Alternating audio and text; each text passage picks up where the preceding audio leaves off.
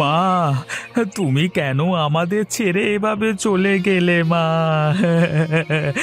তোমাকে ছাড়া আমরা কিভাবে বাঁচবো মা?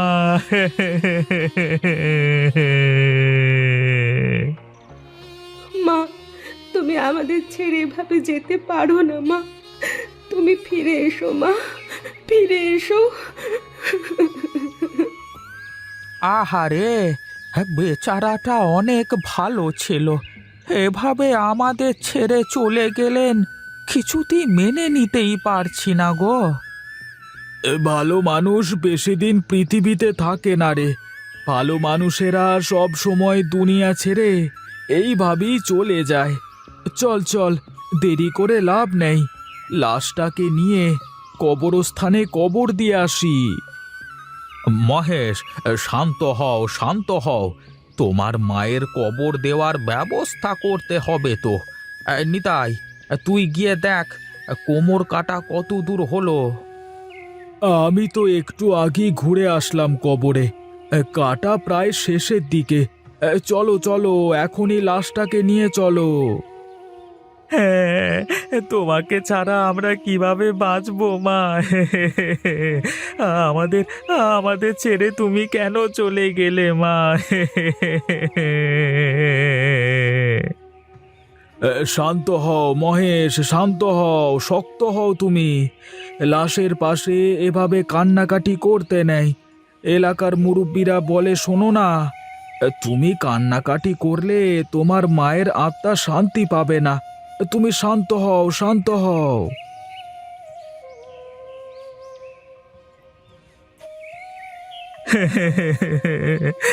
আমার আমার সব কিছু শেষ হয়ে গেল।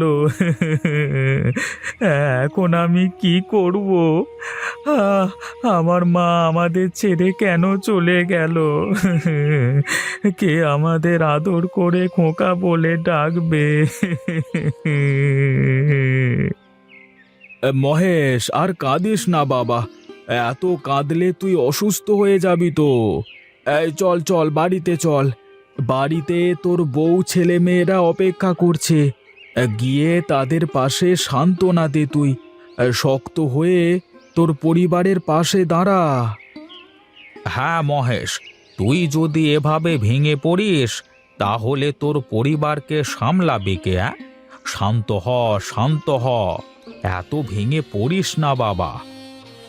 মানুষ চিরকাল বেঁচে থাকে না, একদিন না একদিন মানুষকে এই পৃথিবীর মায়া ছাড়তেই হয়। নিজে শক্ত হয়ে মায়ের জন্য দোয়া কর, যাতে তোর মা ওপরে ভালো থাকে, বুঝলি? হ্যাঁ মহেশ, কান্না বন্ধ কর, চল চল বাড়ি চল। তোর বউ ছেলে মেয়েরা তো বাড়িতে একা একা আছে। এই চলো সবাই বাড়ি চলো।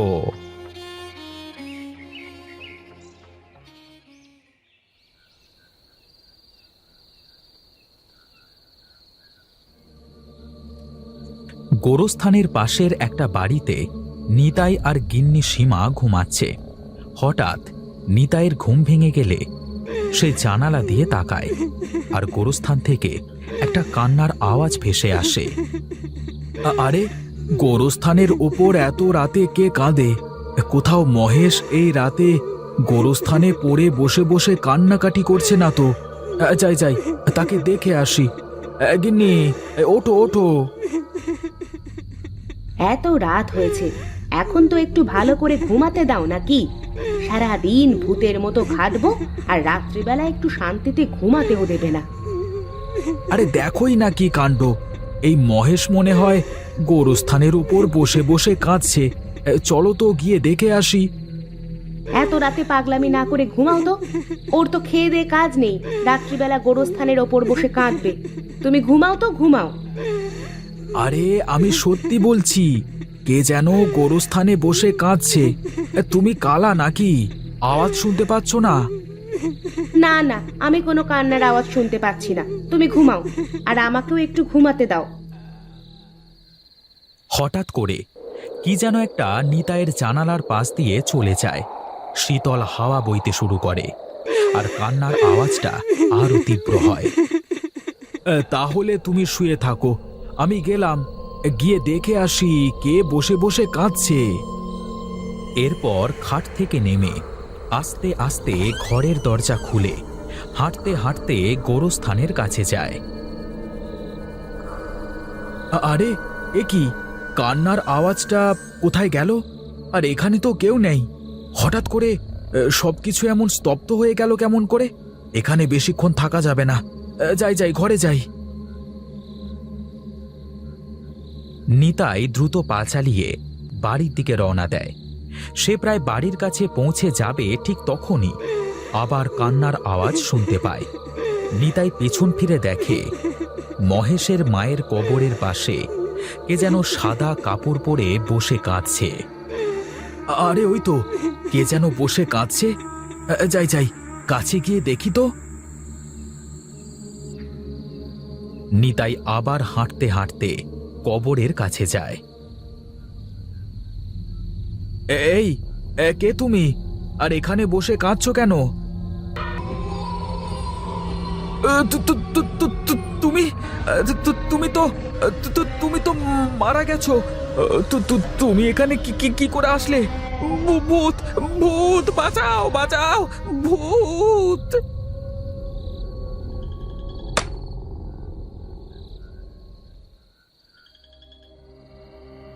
আরে, চিৎকার করে উঠলো মনে হলো। মানুষটাকে নিয়ে আর পারি না। কি হলো, গিয়ে দেখে আসি তো। এরপর সীমা দ্রুত ঘর থেকে বেরিয়ে উঠানে এসে দেখে নিতাই সেখানে পড়ে আছে। এই, কি হয়েছে তোমার? কথা বলো, চোখ খোলো। কি হয়েছে তোমার? কথা বলো না। মানুষটা তো আমার সাথে কথা বলছে না। এখন আমি যে কি করি? যাই, আমি পাশের বাড়ি থেকে রঘুকে ডেকে আনি। এরপর সীমা নিতাইকে সেখানে রেখে হাঁটতে হাঁটতে রঘুর বাড়িতে যায়। এই রঘু দাদা, রঘু দাদা, একটু এদিকে এসো না। দেখো না, তোমার নিতাই দাদা কি যেন হয়েছে। কি হয়েছে ভাবি? তুমি এত রাতে আমার বাড়িতে? আমার সাথে একটু চলো তো, তোমার দাদার কি যেন হয়েছে। সে কি, এত রাতে দাদার আবার কি হলো? গিয়ে দেখি তো, চলো।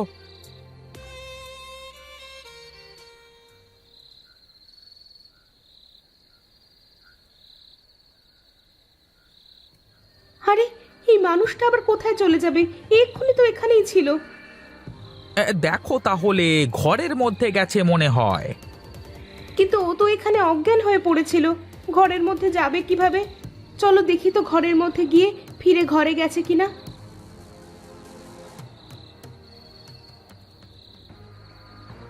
এরপরে রঘু আর সীমা ঘরের মধ্যে গিয়ে দেখে নিতাই চৌকির উপর শুয়ে আছে।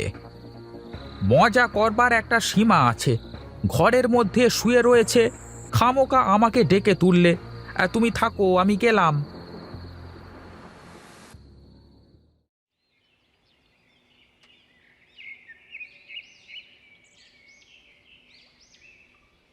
সকালবেলায় মহেশ তার মায়ের কবর দেখবার জন্য এসে দেখে তার মায়ের লাশ কবরের বাইরে পড়ে আছে। আরে আরে, আমার মায়ের লাশটাকে কে এইভাবে কবরের বাইরে আনলো? যাই যাই, লোকজন ডেকে আনি।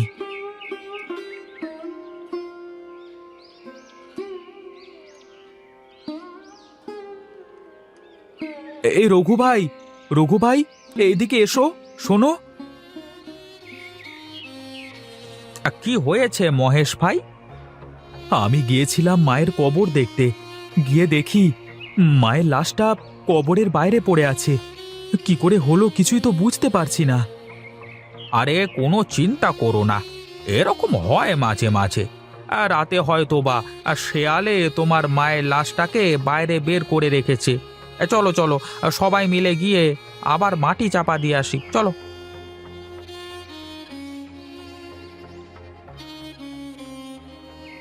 এবার এলাকার কিছু লোক মিলে মহেশের মায়ের লাশটাকে আবার মাটিতে পুঁতে দেয়। চিন্তা করিস না মহেশ, আর শেয়ালে হয়তো লাশটা টেনে বাইরে বের করে নিয়েছিল। চল চল, বাড়িতে চল। কিন্তু আমি একটা কথা কিছুতেই বুঝতে পারছি না, মায়ের লাশ যদি শেয়ালে বের করবে, তাহলে কবরের আশেপাশে কোনো খোঁড়া দেখলাম না কেন? লাশটা বের করলো কিভাবে? তুই এত সব ভাবিস না তো, সব দেখবি ঠিকঠাক হয়ে যাবে। চল চল চল।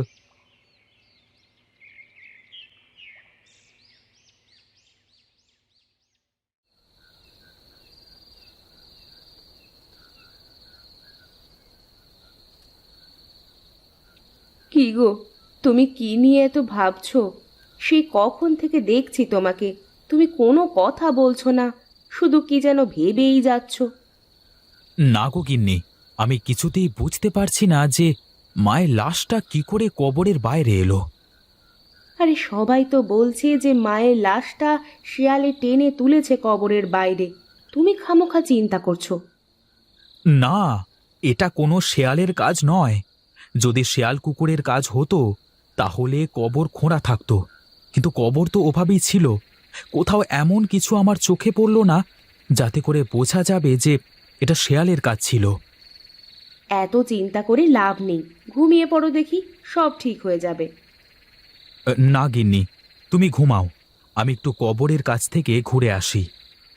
তুমি কি পাগল হয়ে গেছো নাকি? এত রাতে কেউ কবরের কাছে যায় নাকি? না গিন্নি, আমাকে যেতেই হবে। কিছু তো একটা ঝামেলা আছেই মায়ের কবরে, আমাকে গিয়ে দেখতেই হবে কি হয়েছে সেখানে। ঠিক আছে, তাহলে আমিও যাব তোমার সাথে। না গিন্নি, তুমি এসো না আমার সাথে, আমি কিছুক্ষণের মধ্যেই চলে আসব। আর যদি না আসি তাহলে তুমি এলাকার লোকেদের সাথে নিয়ে কবরে আসবে।